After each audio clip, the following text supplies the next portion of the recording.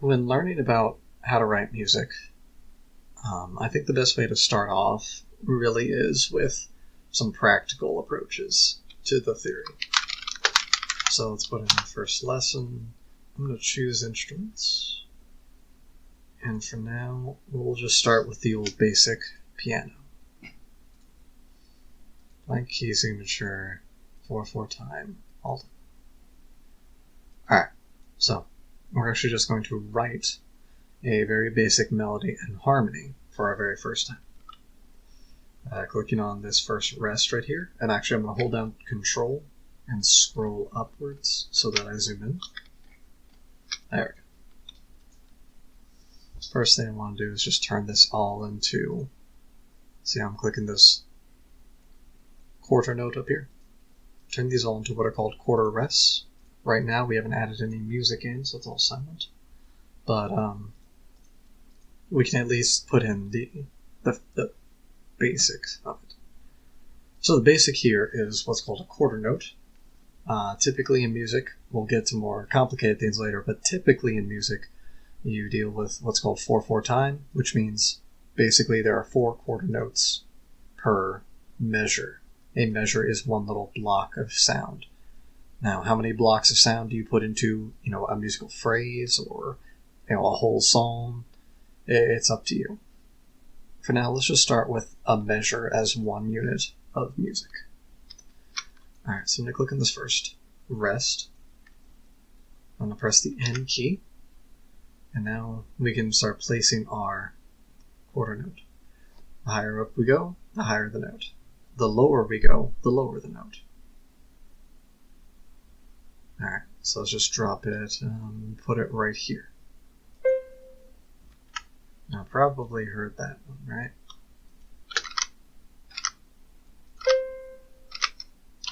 Yeah, so that right there is a C. And in fact, it's actually a C4. 4 means it's the 4th C on a piano. Because you see what happens is this. For instance, this note down here is an A. This one above it's a B. C, D, E, F, G. And then after G, we go back to A, B, C, and see how that's our C right there? D, E, F, G, and then again A, B, C, D, E, F, G, A, and so on.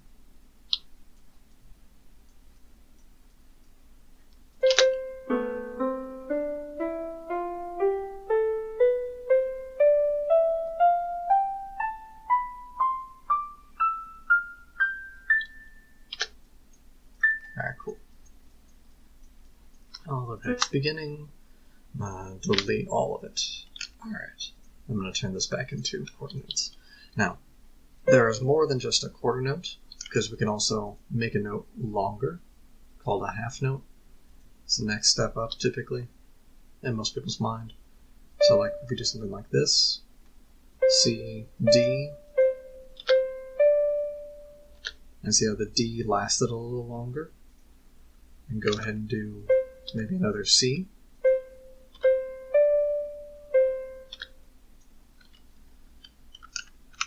Actually, let's go ahead and do some little melody like that.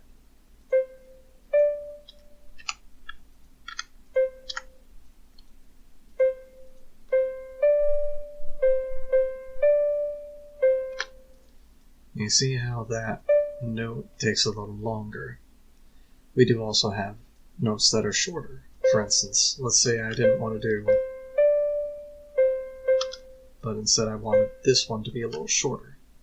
I would go down from quarter down to eighth, and yes, it just keeps going like math did, quarter, eighth, 16th, 32nd.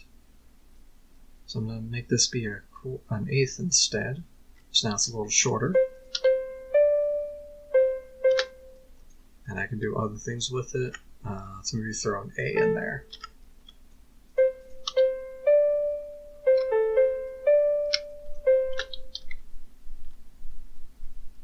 Actually, let's make those match.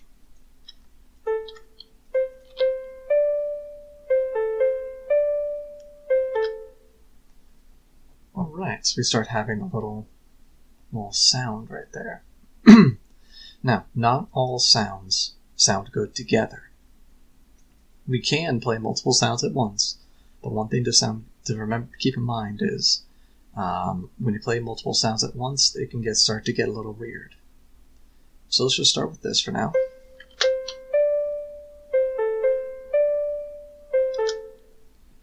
And we're going to do something real quick. Go to our palette, this section called clefs. Now we're going to drag the treble clef down here so that they're both the same. Then we can get rid of our palettes. Alright, and let's go and have two notes of the same play, or two notes that are near each other play. So this is a C.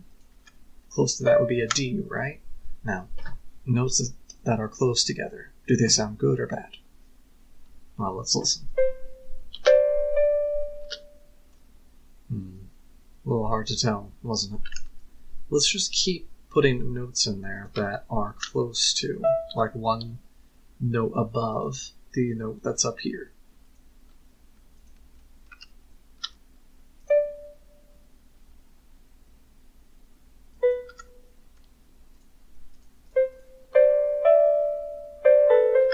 Ooh, sounded kind of weird, didn't it?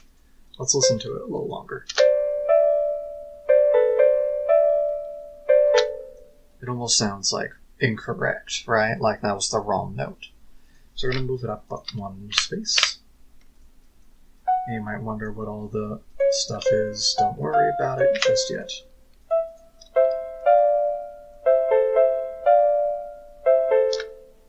Okay, so that's a little more harmonic, isn't it? Yeah, generally, when you have a harmony, it is more, it's basically 2 or 4 notes away. Now, what do I mean by that? Well, it's not C and D playing together, it's C and E, right? Because I'm combining these. So C and E playing together, it's not, D and E playing together, it's D and F. So typically the harmony is like that, and the melody is like this. Usually our harmony will have multiple notes. A lot of times they will. Now here's what I'm going to do. I'm going to make the harmony operate a little differently. I want a note that's not right next to either of these two. And I'll show you why. Because my harmony, I'm actually going to do something more like this. So we have that note and that note. We're going to do 2 notes at once in our harmony. Usually the melody is single notes at a time. The harmony, though, is a lot of times going to be multiple notes. Let's hear that real quick. I want to hear a little more of it.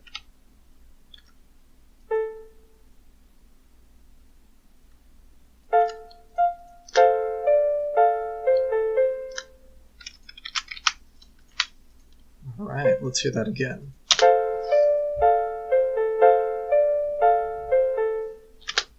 All right, so our harmony doesn't exactly match the rhythm or the actual rise and fall of the melody, does it? I mean, we can just look at it. See, melody goes up and down and up and down. The harmony stays the same. We're going to add in one more note. There. And there. I'm going to duplicate it over here. Let's hear it again.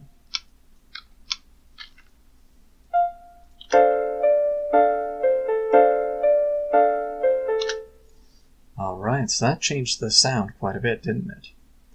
Now let's do another change here. I'm going to take this note. Now, this note is a what? If you guessed F, you're right. What's this note down here where my cursor is? It's also an F. It's just a lower F. We're going to drag that F down to be at the lower part. Let's give that a listen again.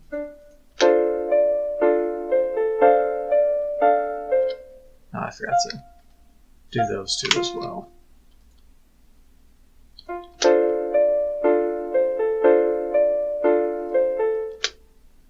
Alright, sounds a little interesting. So I know I said the harmony doesn't necessarily need to be rhythmically in tune with the melody, but let's make it kind of similar. We're going to turn this into a quarter note, and we're going to duplicate it. Just that way we have this note and this note starting at the same time. So let's hear that.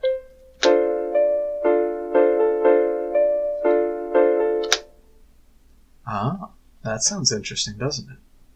Alright, so actually, I don't know about you, but I really like this melody and harmony. I mean, I really don't, but it sounds nice. Right? I mean, it's not so bad.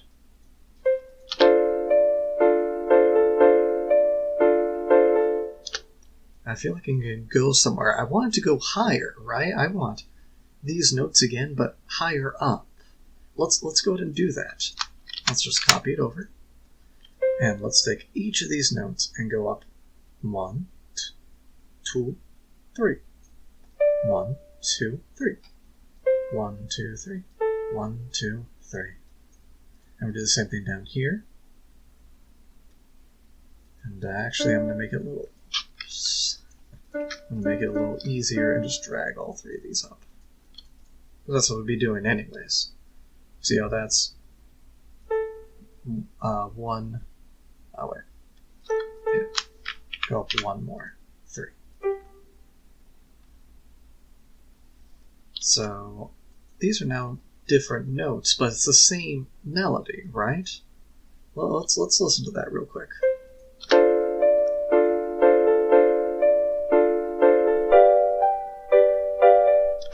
Ooh.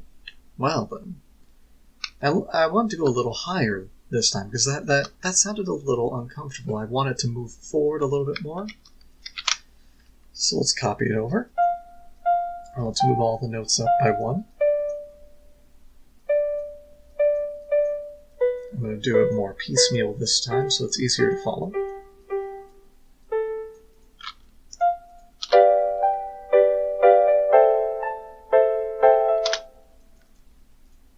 Alright, and then let's listen to that again. Now I want you to tell me what or obviously you can't tell me, but I want you to think about what you feel it should do next. Because we go back to that question, how many measures are in a musical phrase, or in a psalm, or in a part of the psalm? I think if you listen to this, you're going to have kind of an answer. It's going to be right there about what should happen next.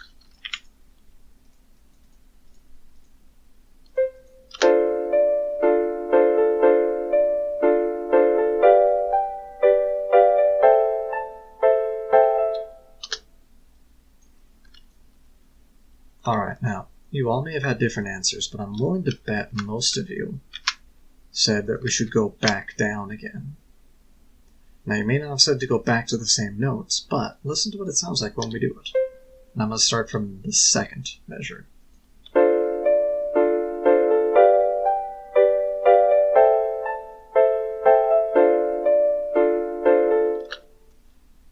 Seems right, doesn't it? Going from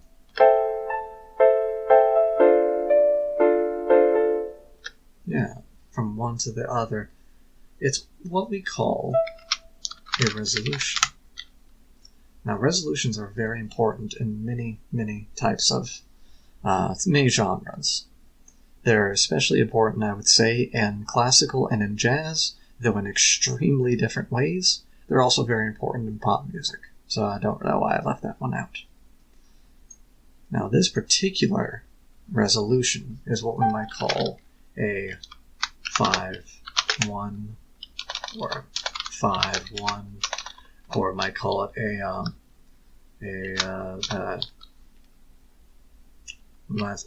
cadence or whatever.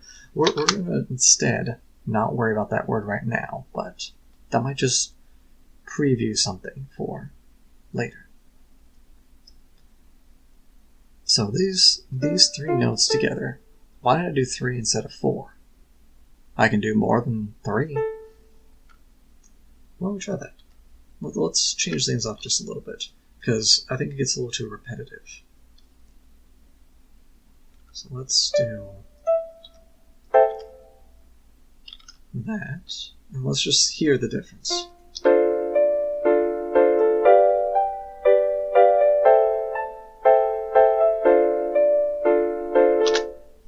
Hear that again?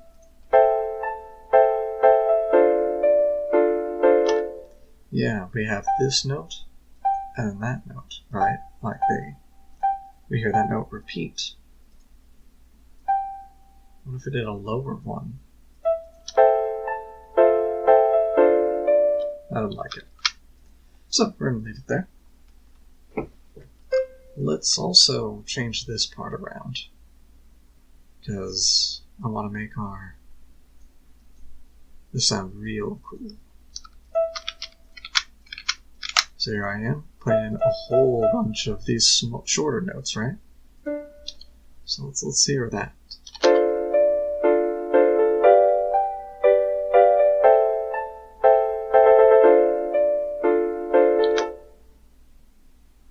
Yeah, I didn't like it either. But I do think we want to go ahead and put this note in there, or actually that note in there.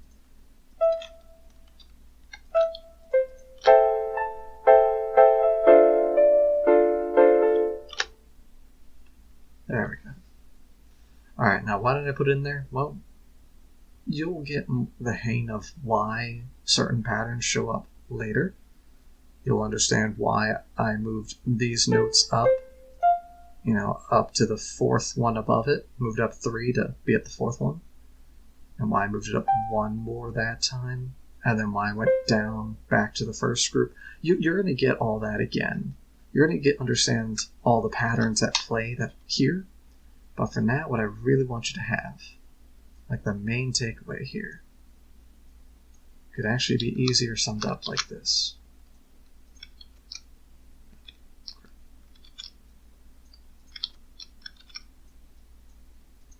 I'm just going to go down here. Could be easily summed up with a more typical melody and harmony.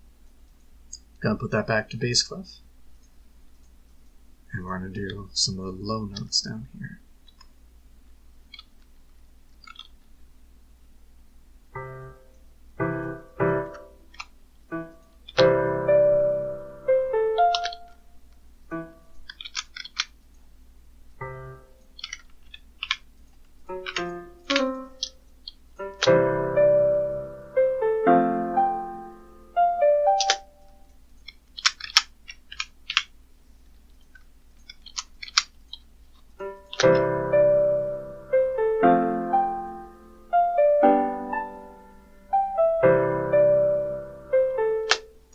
Alright, so let's talk about that real quick.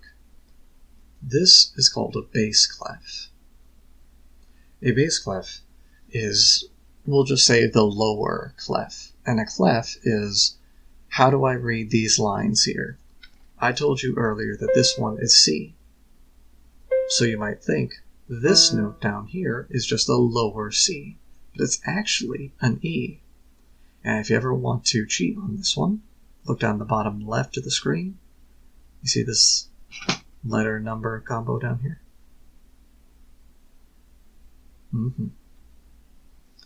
It helps a lot. It tells you right now that this is an E. This one's a C. That one's a G. C, E, G. These things are called chords. And it's probably the one piece of music theory that guitar players actually know. But a chord is a really useful thing for harmony. And it's also going to be pretty instrumental in finding out, understanding these patterns that we see here. Now, I do want to be clear about something, because it seems like a lot of people, guitar players especially, seem not to understand something. Chords are not necessary. And as you go on later, you're going to learn certain types of patterns like chordal progressions or cadences. None of those are really necessary. They can be great, but sometimes it's good to have a brain where you're not so immediately stuck into one form. Just food for thought going forward. Be open to different types of things to write. For now, though, if you're very new to this, you probably don't have a lot of ideas for things to write because, well, you don't really understand most of this. But here's what I'm going to say. This note's a C, right? And we have C quite a bit. In fact, it's the note that's the most common in this measure. It's here twice. So I'm going to say, since that's a C and this one's a C, I'm going to do C and then 2 notes up and then 2 notes up down here in the chord, giving us a nice little C chord. Yeah, this stuff's actually really simple to understand. This note here is an F, just like how this one's an F.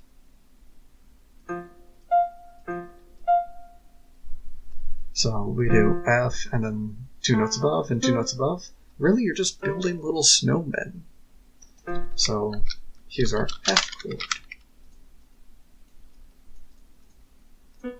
This one is our G chord.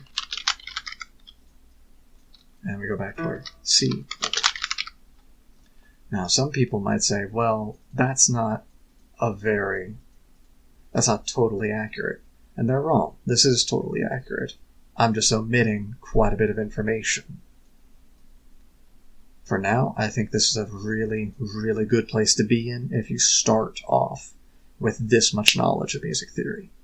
The idea that a melody is notes, usually one at a time, that do something kind of interesting.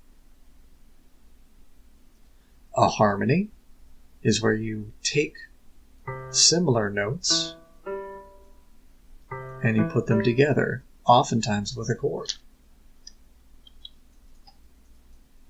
The rest of this is you don't really need to get right now of why these particular ones.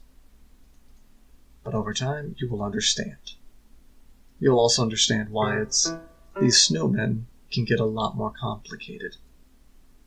But for now, we're going to keep it simple with snowmen. Let's hear our song.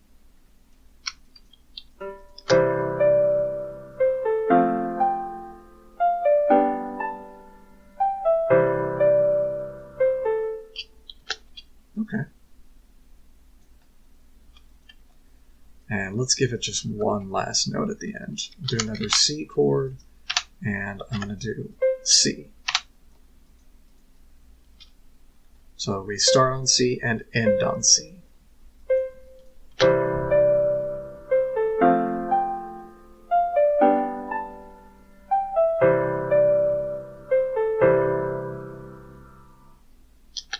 Alright, I hope you liked that.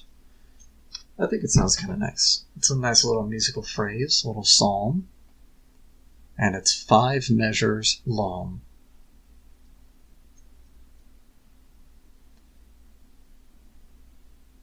Alright, I think that about does it for this lesson here.